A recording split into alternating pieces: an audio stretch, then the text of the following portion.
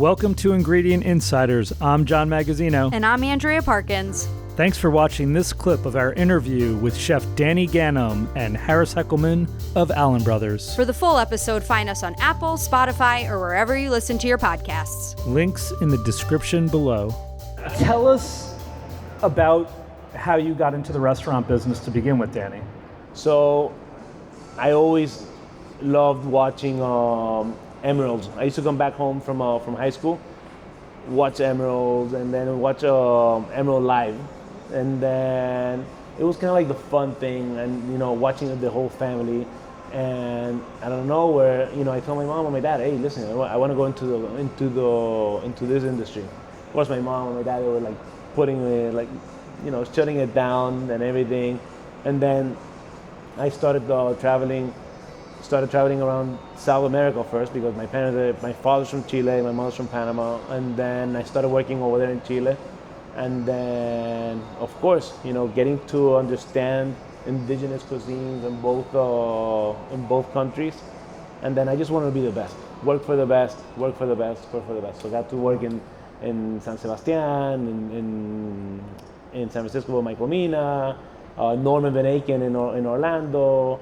And then, of course, the whole steakhouse world opened up with Bourbon Steak in Aventura, and then with Laurent BLT Steak. So it's always been, trying to learn from the best, and hopefully one day, be at that point. So. Do you bring those influences into your menu today?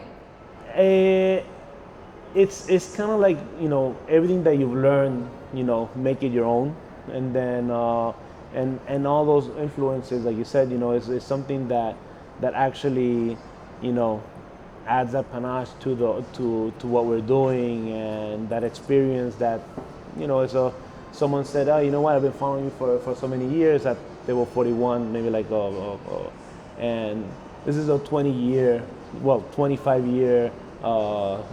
success that the restaurant is on right now. It takes some time. It takes that experience to get to that point.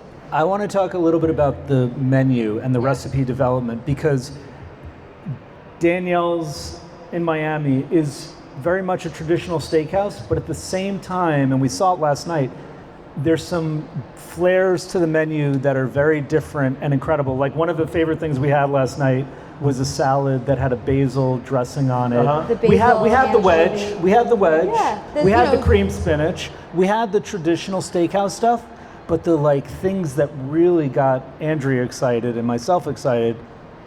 The hamachi with the strawberry. The crudo.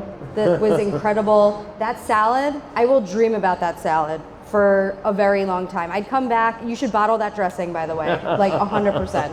Incredible. The oysters Rockefeller. There was some sort of spinach or puree in there. So what we do is, I'm a little bit of a nerd on when I start understanding traditional dishes. So I go deep into the recipe, and there's no original recipe on the oysters Rockefeller.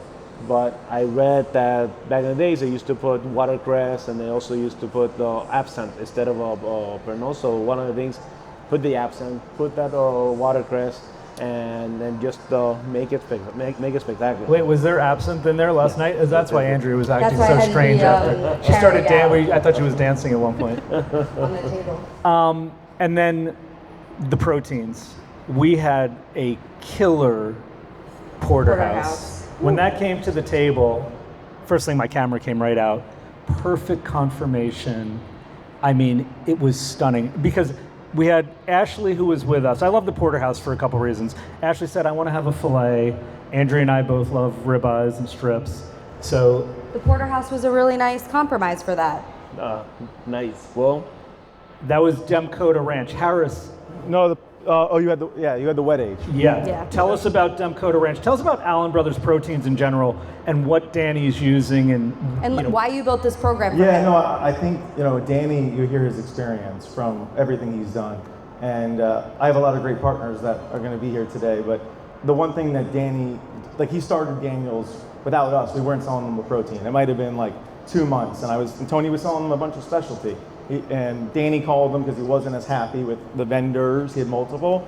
And it was probably one of the longest meetings. Like we danced for like 2 hours, just talking about different products and understanding what he wanted. And when we talked about a strip steak, we talked about Demcoda, which is family farm, Aberdeen, South Dakota, right? It's got a great story. It's a big part of our business, but it wasn't just pick a prime strip. He has his own code because he buys a lot of product, and we hand select that, and it's a 50-day wet age product. Because I told him my personal opinion, you get a 50-day wet age strip, nothing eats better. So that's our spec on that SKU. And we literally went from a strip to the filet, which is Demcoda, the cowboy, which is Greater Omaha. So we built this curated program first with like the prime, right? Because there's nothing less than prime in Danny's restaurant. And then it was the Wagyu section, from West Home to Rosewood to Margaret to Stoneaxe. Again, someone that challenged me. He was buying Stoneaxe and Margaret from a local person. He's like, I need you, I'm gonna do everything. So we brought that in for Danny, right? And we have an amazing partnership with each of those partners, right? And I think that's what is about Allen Brothers. They're all here today from West Home, which is our everyday Wagyu, great partner, Australian product, vertically integrated. Got 17 million acres in Australia. Like I went there 5 years ago. And when we talk about vendor partners that you'll see today, it's really important to what the Allen Brothers brand's about. And then you go into Rosewood, they're new, right? And that didn't start he goes like, I want a domestic Wagyu option for my menu. Okay, Danny, I'll figure it out. And we talked to Rosewood, we nailed down the spec. So he's challenged me and our business to be better. And he's always wants something different. Like if I go through my text messages, it's like, what about this farm? What about this farm? Because he wants to stay cutting edge. And not every product performs, right? So, we sat down in early June, right before the new restaurant. He's like, I want the vodka Spanish that Doug does, right? And for him, we tried, it didn't work, right? So it's not for everyone. So, for me, when I told you all go to Daniel's, that's one of one, right? There's a Miami restaurant scene, there's a New York restaurant scene. I look at restaurants, right? We've got some amazing partners, Shanahan's, Hall's, Hillstone. Those are all those type of steakhouses. But Danny's, when you see that steak board, that brown board on the table that has where it comes from, it's one of one, and now two of two. And it's a great partnership, and obviously we get along, and we have our little bromance now, but it's made our business better. He's a loyal partner, but he doesn't, I think at Allen Brothers, and for me and my entire team and the whole CW organization, it's about partnership, listening, not talking as much, trying to find solutions, give amazing service, and we built a bond of that, and that's kind of how it all came together. Is there a training aspect at the restaurant? Because I feel like when you go to a traditional steakhouse, you see the strip, the ribeye, the filet, but your menu it goes much deeper than that. Do you train your staff to be able to talk to the customer to kind of bring them into that story? Yes, correct. And then one of the things also for us, we try to also showcase Florida in our dishes. So one of the things that we want to make sure is that every single captain, every single server, every single runner, they understand where things come from. They understand why it's done like that. There's a story behind it. Then there's one of the things that they have to understand where the steak comes from, what's the grade of the steak, what is the breed of the cow, what is the BMS of the cow, the percentage of Wagyu and the other cow is full-blooded Wagyu.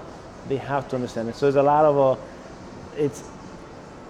nagging, a lot of that constant gentle pressure, but people understand, the captains, they understand that, we're trying to do something different. We're trying to do something that actually hasn't been done in the United States, and then we just want to make sure that we are to a point that we just get better and better and better. And that's one of the reasons also, the steak program, the hospitality, the knowledge of food, that actually the 101's World's Best Steak Restaurants, they reached out to us so we can cool. We were the first restaurant in the United States to do the Rare Tour. So it's the 101's World's Best Steak Restaurant is the kind of like the 50 best, like the Michelin Yeah. but of steak restaurants. So it's a huge honor to be part of that, and then hopefully next year everything goes right, then we can be on their list, and because we're so brand new, hopefully in the 2026 we can be on that list, and with fingers crossed. And the goal is to be better and better. Like with Harris, we have conversations like, what was it? It was Saturday night or it was Sunday night, and I'm like, hey, we were talking about different steaks, and it's just it's fun. It's fun to have those texts and the conversations just on steak and meat and food. Yeah, but I think about that event, right, that you just did last weekend, and we weren't allowed to do anything on the regular menu. Why would he make it easy? He's like, can we do whiskey aged? I'm like, Danny, come on. I know it sounds great, but QA is going to be all over me, and I think what I'm about to say is what makes us different. We actually aged that in Chicago because for all of the reasons of doing it the right way, right, our organization is about being honest, following the guidelines of the USDA, and I told him in August, Georgia figured it out. Our general manager, Tyler in Chicago, did it. It came down, and it was unbelievable, right? It was unbelievable. And then so there were 3 items that we did that, and for everyone listening, that's what makes us Allen Brothers, is really trying to go the extra mile. Thanks for listening to this episode of Ingredient Insiders. You can find the products we discussed on today's episode at chefswarehouse.com or your favorite specialty retailer. And don't forget to follow us on Instagram @Ingredient Insiders and Chef's Warehouse @Where Chefs Shop.